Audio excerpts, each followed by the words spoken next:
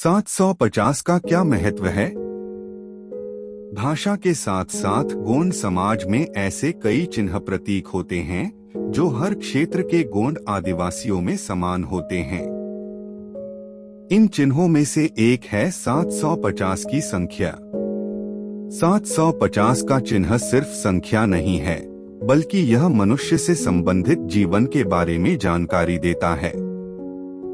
सभी गोंड आदिवासियों को अपने मूल्य चिन्ह 750 के बारे में जानकारी होती है। इस अंक में सभी मनुष्य से संबंधित उनके विवाह से लेकर उनके मरण तक का ज्ञान छिपा होता है। इस ज्ञान का हम गोंड आदिवासी अपने दैनिक जीवन में हमेशा पालन करते आ रहे हैं। 750 अंक महान और पूजनीय हैं। 7 का अर्थ होता आत्मा गुण। मनुष्य को अपने अस्तित्व की रक्षा करने के लिए विवाह सूत्र में बंधना पड़ता है। जब विवाह होता है तो 7 दिनों को साक्षी मानकर 7 वचन के साथ साथ 7 फेरे लेते हैं। इसलिए यह अंक शुभ माना जाता है। 5 का अर्थ होता है शरीर। शरीर 5 तत्वों से मिलकर बना होता है। आकाश, धरती, पानी, अग्नि और हवा। मृत्यु के बाद शरीर दफनाने से पहले 5 फेरे लगाए जाते हैं। तत्पश्चात उसे गड्ढे में डालकर 5 बार प्रत्येक व्यक्ति 2 मुट्ठी मिट्टी डालते हैं। इस पर फिर 5 उरई का पौधे लगा देते हैं। उरई का पौधा छत्तीसगढ़ के कई आदिवासी क्षेत्रों में पाया जाता है, जिसका उपयोग किसी के मृत्यु के बाद ही किया जाता है। यह पौधा मृत शरीर को दुर्गंधित होने से बचाता है। यह रूढ़ प्रथा गोंड आदिवासियों में अनादि काल से चली आ रही है।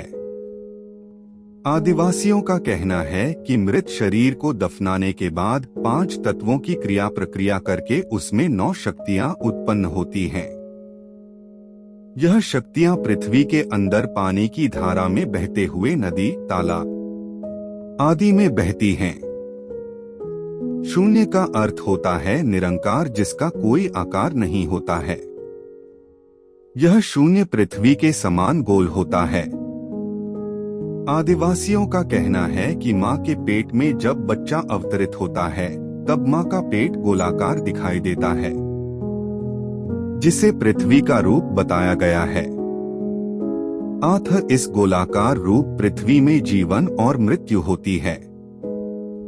इसलिए तीसरा अंक शुभ और पूजनीय होता है।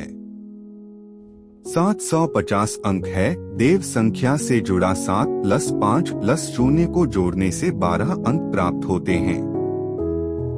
हम गोंड आदिवासियों में 12 ज्योतिर्लिंग होते हैं। हमारे गोंडवाना समाज में गोत्र देव संख्या होते हैं, जिनके नाम 1 देव, 2 देव से लेकर से 12 देव होते हैं। इनके गोत्र की संख्या 750 होती है। गोंड आदिवासियों की देव गोत्र संख्या 1 से लेकर 7 देव संख्या में 100 गोत्र होते हैं। 8 से लेकर 12 देव संख्या में 10 गोत्र होते हैं।